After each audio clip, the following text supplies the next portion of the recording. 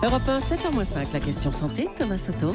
Dans la lutte contre la dépression, les chercheurs tentent tout, essayent tout. Bonjour Dr Kierzek. Bonjour Thomas. La dernière étude étonnante nous dit que des champignons hallucinogènes seraient efficaces. Ça vient d'où cette histoire ? Alors pour une fois qu'un médecin va vous prescrire peut-être un truc sympathique, alors je dis peut-être parce que c'est une étude suisse des chercheurs suisses, une petite étude, 21 volontaires 5 ont été étudiés après l'introduction d'une petite quantité de psilocybine. La psilocybine, c'est la substance hallucinogène contenue dans les champignons, notamment les champignons hallucinogènes. Eh bien, ces chercheurs sont allés regarder l'effet sur des récepteurs cérébraux et notamment l'effet sur des récepteurs à la sérotonine. On parle beaucoup de la sérotonine comme ce médiateur qui intervient dans la dépression et qui serait en déficit justement chez des patients qui sont dépressifs.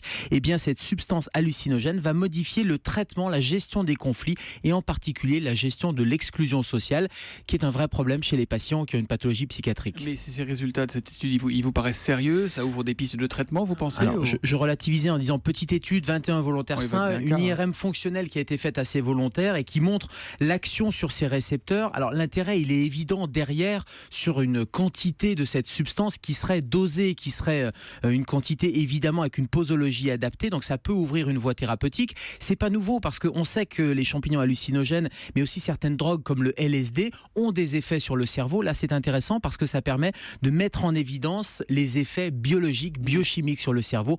Mais là, attention, ma prescription, c'est pas du tout d'aller consommer des champignons hallucinogènes ou du LSD parce que derrière, ça va être une question de dosage et de bon dosage. Aujourd'hui, on apaise ou on soigne la dépression, docteur ? Non, on soigne la dépression. Alors, on la soigne de manière chimique, ce sont les antidépresseurs. On la soigne aussi avec la psychothérapie, bien sûr. Et puis, on la soigne avec d'autres techniques, la stimulation magnétique transcrânienne, qui sont des stimulations externes, là aussi, et qui vont modifier la biochimie. Et puis, l'électroconvulsivothérapie. Vous savez, ces électrochocs, ça fait peur, mais ça marche aussi sur des dépressions sévères. Bref, la dépression, ça se soigne à condition, rapidement, ça, par exemple, à condition que ça soit pris en charge précocement. Ça veut dire qu'il faut pas dire à un dépressif, par exemple, secoue-toi, bouge-toi, parce que ça ne sert à rien. La dépression, c'est une vraie maladie et il y a plusieurs médiateurs et plusieurs traitements qui sont efficaces, dont la biochimie du cerveau est quelque chose qui est en train d'être mieux connu. Vous parlez d'une dépression ou de dépression au pluriel ? De dépressions, parce que les dépressions, il y a la dépression saisonnière, il y a la dépression de la maladie bipolaire, on en avait parlé là aussi, il y a la dépression réactionnelle suite à un deuil, il y a la dépression du postpartum suite à un accouchement.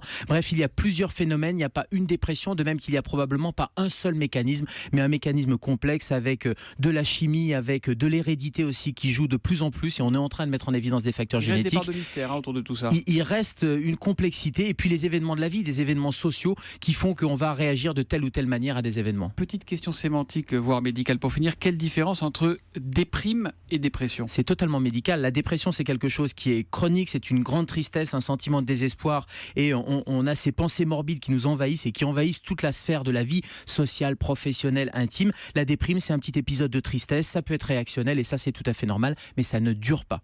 Le docteur Kierzek et sa consultation matinale tous les matins à 7h-5 sur Europe 1. À demain matin, Gérald. À demain, Thomas.